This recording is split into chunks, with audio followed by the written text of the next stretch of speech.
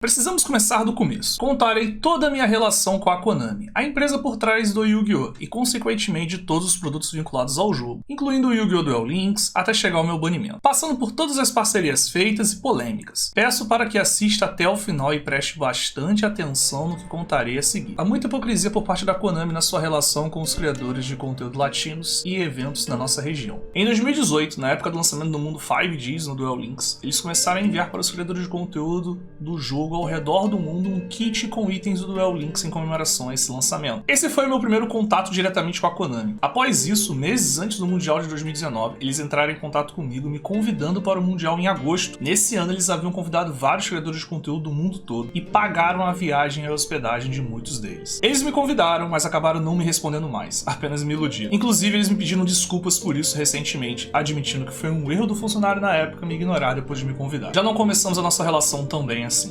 Ignorar latinos é algo recorrente na política da Konami. Veremos mais a seguir. Em 2019, por intermédio de uma agência brasileira, eu comecei a receber alguns produtos da Konami. O primeiro kit que recebi foram os primeiros decks estruturais de Speed Duel lançados em 2019. Após isso, em 2020, me mandaram a coleção Chaos Toon, e essa coleção estava atrasada no mercado nacional. Foi uma polêmica da época. Eu recebi a caixa 1 ou 2 meses antes dela ficar disponível no Brasil. Havia um problema com os unboxings feitos por intermédio dessa agência, no qual eles mandavam o material e não passavam nenhuma orientação para nós. Na realidade, nem pediam para gravarmos, apenas nos mandavam. Acabei gravando por vontade e interesse próprio.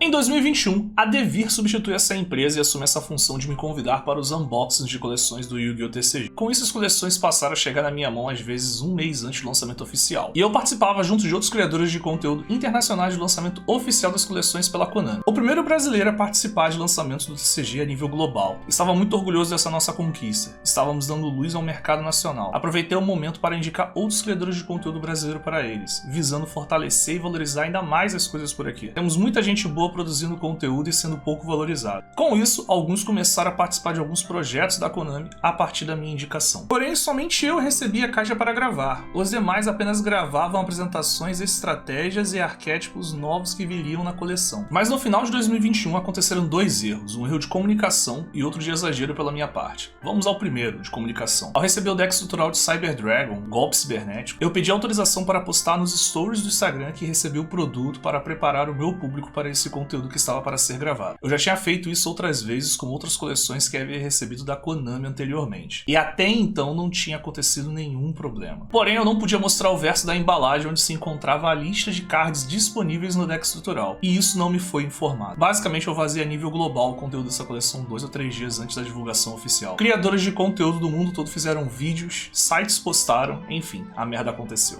A Konami ficou bastante chateada, chegaram a me banir na época, mas foi coisa de 1 ou 2 semanas. Eles voltaram atrás e viram que foi um erro mútuo, porém nunca esqueceram disso.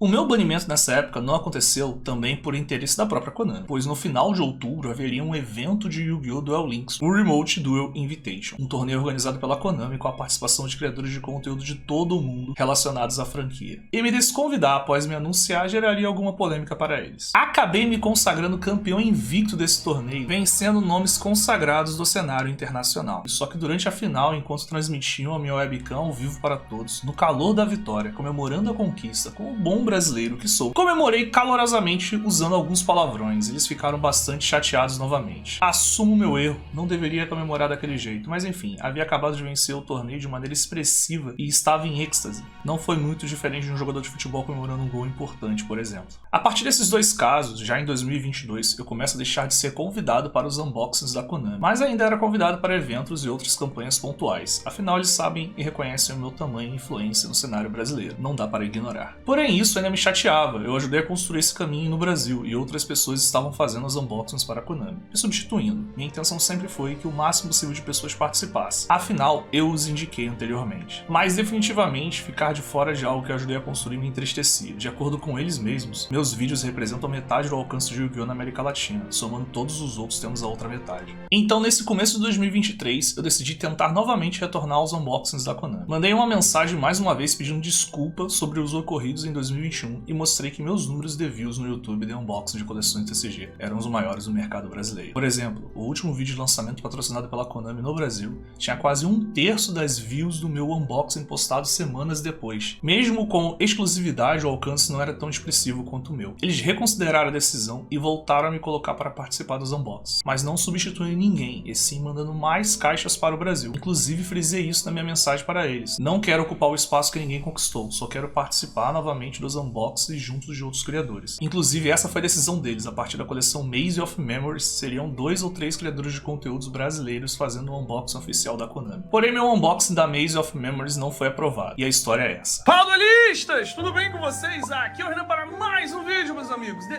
unboxing de coleções do card game de Yu-Gi-Oh! A caixa chegou na minha casa no começo de fevereiro, dia 3. Porém, não tínhamos a autorização para abri-la ou exibi-la para o público. Tinha que aguardar novas informações, pois poderia haver novas diretrizes a seguir. Falando sobre as diretrizes, a Konami estabelece uma série de regras para a gravação dos unboxings, e constantemente elas são atualizadas ou novas exigências são passadas. Todos devem seguir as diretrizes, são as mesmas a nível global, ou deveriam seguir. Ao menos para nós latinos a exigência é maior. No dia 21 de fevereiro, terça-feira de carnaval, eu recebo a autorização para poder abrir a caixa e gravar o unboxing. Porém, nenhuma nova diretriz foi passada, ficamos semanas com o produto ocioso em casa. Poderíamos ter feito tudo sem pressa. O prazo para a entrega do vídeo era dia 23, menos de 48 horas, e o vídeo deveria ir ao ar dia 27, próxima segunda-feira. Além do trabalho de gravação e edição, os unboxings feitos aqui no Brasil precisam ser acompanhados de um roteiro que transcreva tudo o que foi falado no vídeo em inglês. Isso acaba acrescentando mais um dia de trabalho. É realmente trabalhoso transcrever tudo que é dito num vídeo sem um roteiro prévio. Nesse período eu estava doente, foram 10 dias com intoxicação alimentar, perdi até peso, e quem me acompanha sabe que não houveram lives nesse período. Comentei frequentemente sobre o meu estado de saúde nas minhas redes sociais. Primeira vez em anos que fico gravemente adoentado, inclusive. Mas mesmo doente, entreguei o vídeo editado e transcrito em inglês no dia 23, dentro do prazo. Na segunda-feira, dia 27, após o horário que tinham estabelecido para postar, e a maior parte dos criadores de conteúdo estrangeiro já tendo o seu vídeo aprovado e postado, a Konami responde de maneira atrasada sobre o meu vídeo. Eles dizem que meu vídeo não estava de acordo com as suas diretrizes. Preciso desabafar que é extremamente decepcionante que a equipe de aprovação da Konami atrase os unboxings latinos constantemente. Recebemos autorização para gravar e editar no mesmo período. Ainda temos o trabalho adicional de enviar um roteiro em inglês, e sempre entregamos dentro do prazo estipulado por eles, mas eles sempre atrasam a aprovação. Foi algo constante nos unboxings, salvo algumas exceções, e com a Maze of Memories não foi diferente. Eles atrasaram o trabalho deles mesmos. Tem um nome para isso, e eu não estou falando de um simples descaso. A recorrência disso por parte da Konami revela um comportamento preconceituoso deles, que sempre nos deixa de lado. Isso é ainda mais nítido nos eventos de card game, como os nacionais, ICS ou regionais, onde mesmo nós tendo os mesmos números de participantes dos eventos europeus, por exemplo, temos muitas vezes prêmios inferiores, e nem transmissão acontece das partidas, um total descaso com o cenário latino. Uma verdadeira discriminação estrutural, xenofobia é o nome. Curioso que o Griezmann teve seu contrato rompido pela Konami pelo mesmo motivo. Enfim, quais eram os motivos do meu unboxing não ter sido aprovado? Haviam 2 erros. A minha câmera dava autofoco às vezes, o que significa que a câmera dá basicamente um zoom de leve em alguns momentos. E uma marca de outra empresa estava em exibição em alguns momentos do meu vídeo. Eu usava uma pulseira da Hyplant, uma marca que lançou camisas oficiais de Yu-Gi-Oh! Anteriormente. Essa pulseira inclusive chegou até mim por intermédio da Konami junto de algumas camisetas. Curiosamente, esses 2 problemas não eram problemas em unboxings anteriores meus. Sempre usei essa pulseira em outros vídeos da Konami, e o autofoco é uma função automática da câmera. Pedi para que reconsiderasse a decisão após só avisar um pouco esses problemas em uma nova edição, prometendo não repetir esses erros no próximo vídeo. Porém, o vídeo foi recusado mais uma vez no dia 2 de março. E com isso em mente, eu tomei a liberdade de conferir os outros vídeos patrocinados e aprovados pela Konami da coleção Maze of Memories no YouTube, e encontrei diversos erros de diretrizes em ao menos 5 vídeos aprovados por eles mesmos. Em alguns vídeos haviam outras marcas expostas durante todo o vídeo, enquanto que no meu foi em alguns momentos. Autofoco acontecia em ao menos 3 vídeos aprovados por eles, e até música com direitos autorais criadores de conteúdo estrangeiros usaram. Em resumo, mesmo com diversas diretrizes sendo descumpridas escandalosamente, os estrangeiros tiveram seus vídeos aprovados. Isso mais uma vez reforça a xenofobia estrutural da Konami, onde uns podem produzir os conteúdos para eles ignorando as diretrizes estabelecidas e nós latinos não. Tomei a liberdade de listar esses vídeos cheios de erros e mandar para eles perguntando por que esses vídeos que iam de encontro às diretrizes da própria Konami foram aprovados e o meu não. Ouso dizer que meus erros eram mínimos perto do de alguns estrangeiros. A resposta foi que a equipe que aprova o meu vídeo era diferente, mesmo as diretrizes sendo as mesmas. Você pode até achar exagero da minha parte, mas no vídeo da Maze of Memories eu fui obrigado até mesmo a remover a espada ao fundo do meu cenário, que o público mal identifica de onde é, enquanto outros criadores mantinham marcas nitidamente expostas ao longo dos seus vídeos. Esse foi meu erro. Em vez de aceitar a reprovação do vídeo e deixar passar, apontei uma falha da própria Konami, bati de frente com eles, mostrando que ao menos comigo todas as exigências deviam ser seguidas à risca. Feri o ego deles ao mostrar a diferença de tratamento dado aos criadores de conteúdo parceiros. Ainda doente e estressado com toda essa situação, eu acabei respondendo um hater no YouTube de forma ofensiva, mas levando para o lado do humor, algo que talvez não falantes da língua portuguesa não tenham entendido direito. Se até um vídeo a gente precisa traduzir e explicar tudo para eles em detalhes, quem dirá uma piada? A equipe da Konami acompanha o meu conteúdo no YouTube, é uma decisão arbitrária que partiu de como eles chamaram do alto escalão do card game, viu o comentário, na segunda-feira, dia 6 de março, me encaminharam um e-mail falando que não são permitidas ofensas por parte dos criadores de conteúdos parceiros, e eu estava sendo removido de todos os futuros projetos que a empresa faria dali em diante, pois são uma empresa familiar e prezam pelo respeito ao próximo. Uma empresa familiar que, diga-se de passagem, ganha bilhões com pachinko, um outro nome para máquinas caça-níqueis, algo proibido no Brasil, e cartas de loli, um termo soft para pedofilia. Fora o fato de que alguns desses mesmos funcionários da Konami, do alto escalão do card game, durante os eventos no Brasil, se aproveitaram bastante do nosso turismo sexual. Muito família. O que é curioso, que quem acompanha meu conteúdo sabe que não sou family friend. Meu conteúdo é escrachado e debochado, porém nunca errado. Não faço comentários racistas, misóginos ou xenofóbicos, por exemplo. Esse, inclusive, foi o que fez a Konami cortar o contrato com o jogador de futebol Griezmann em 2021, pois ele fez comentários xenofóbicos dirigidos aos ocidentais. Uma decisão acertada. Porém, a própria Konami permitiu uma enxurrada de comentários transfóbicos durante a live do ICS 250 London, enquanto que numa live anterior, outros usuários eram banidos apenas por citar meu nome. Isso é absurdo demais. Alguém da equipe da Konami, como eles chamaram, do alto escalão do card game, basicamente arrumou um motivo para me cortar dos seus projetos futuros por ter mexido com o seu ego ao mandar 5 vídeos de outros criadores de conteúdo estrangeiros que foram aprovados de maneira errada por eles. Não é por menos que todos os funcionários da Konami que pude conversar sobre o ocorrido ficaram insatisfeitos com essa decisão arbitrária e unilateral. Mas como ela partiu de alguém do alto escalão do card game, não puderam fazer nada, apenas obedecer. O que mais me impressiona e me leva a crer que foi uma decisão totalmente movida por ego ferido foi o fato de não ter tido a oportunidade de me explicar para quem quer que seja